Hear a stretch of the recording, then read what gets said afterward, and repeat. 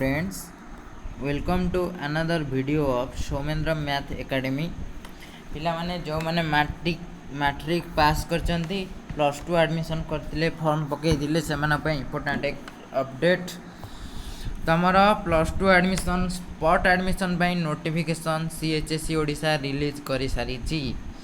देखिबा कोन लिखाई जी directorate of higher secondary education Odisha Janashiksha Bhawan unit B Bhubaneswar number पड़ी डेट पड़ी देख ऑफिशियल लेटर मु देखौची कौन सी न्यूज पेपर क्लिप नुहे from doctor Bhagirathi Khandi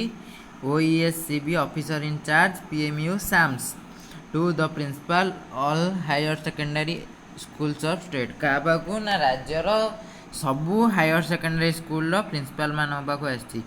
subject कौन ना guideline for vacant seat spot selection and admission into class XI of higher secondary schools under SAMS for the academic season 2022-23 देख जीवा टिके चिट्ठी भितर को कौन लिखाई जी Madam sir, in inviting reference to the subject cited above, I am directed to inform you that the annexed guideline and registration form will be the followed to complete the vacant seat spot selection and admission process in higher secondary schools of the state as per the timeline published on this decorate letter number 9681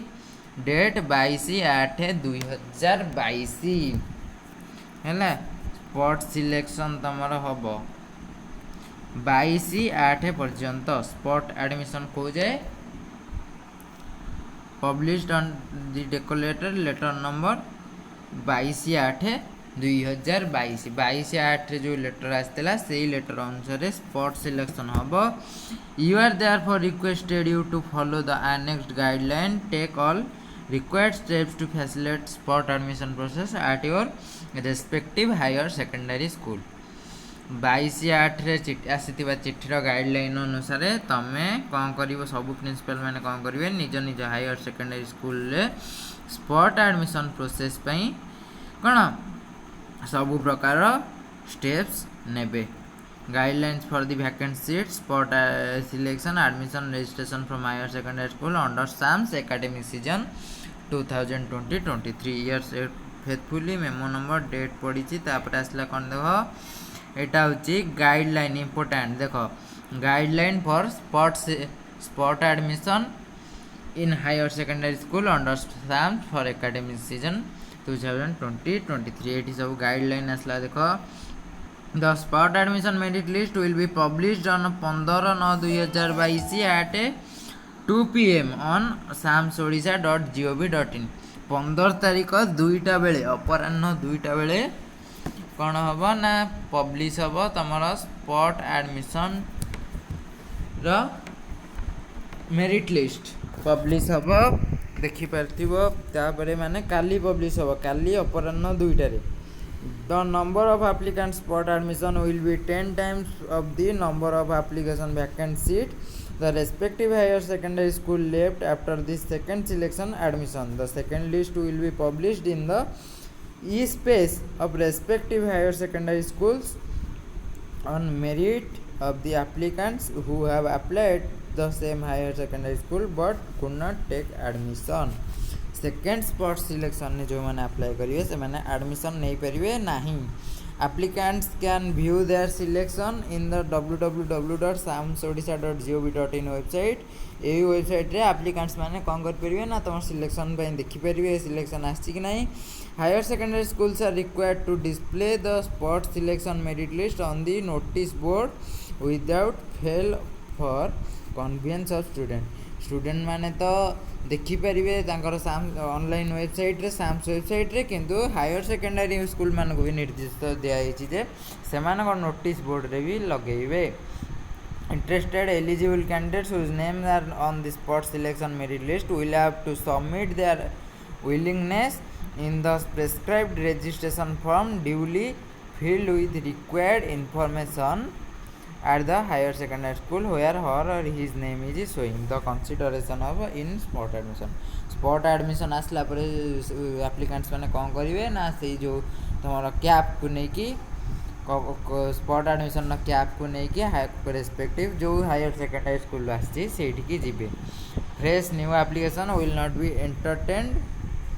for spot admission. Spot selection will be done subject to availability of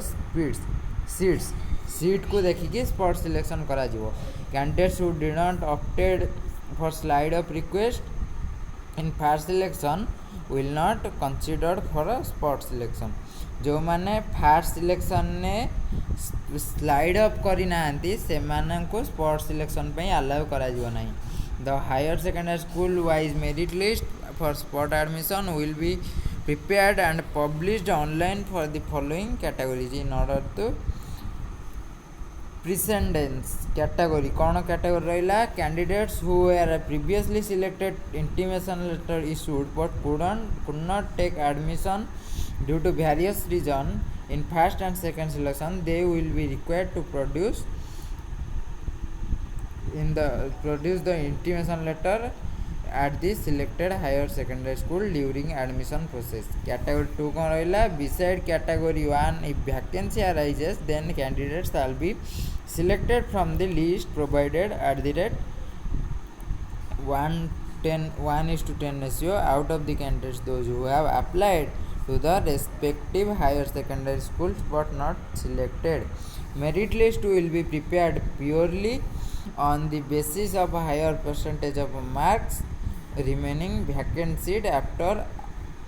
observed by category 1 registered applicant. को category 1 registered applicant मान कौ अनुसार merit list बाहर ना spot तुमर higher percentage mark को देखिकी selection हम. Registration of student name spot admission will be done at the respective higher secondary schools as per the scheduled timeline published on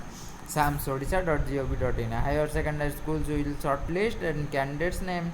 for spot admission and will display the same both selected and waiting list on the HSS notice board on same day as per timeline. Same day रे timeline अनुसार respective higher secondary school ले both बाहर selected जो मैंने से list बाहर waiting list भी बाहर. Shortlisting of the applicants will be done purely on the merit basis. No reservation weightage shall be considered. Reservation और वेटेज कंसीडर हम ना कौन मेरिट बेसिस रे सिलेक्शन हम. एटा देख कौन spot admission registration form. Spot admission registration फॉर्मटा देख सी रिलीज कर यही रजिस्ट्रेशन फॉर्म रे स्पॉट एडमिशन तुम मैंने कर. सो यह थिला किसी इंपोर्टेंट इनफॉरमेशन. सो आज ये भाया लेटेस्ट वीडियोटा को ये लाइक करदे दरकार, चैनल सब्सक्राइब करदे दरकार, सब सांग मान सहित शेयर करदे दरकार. So thank you, stay tune, bye bye.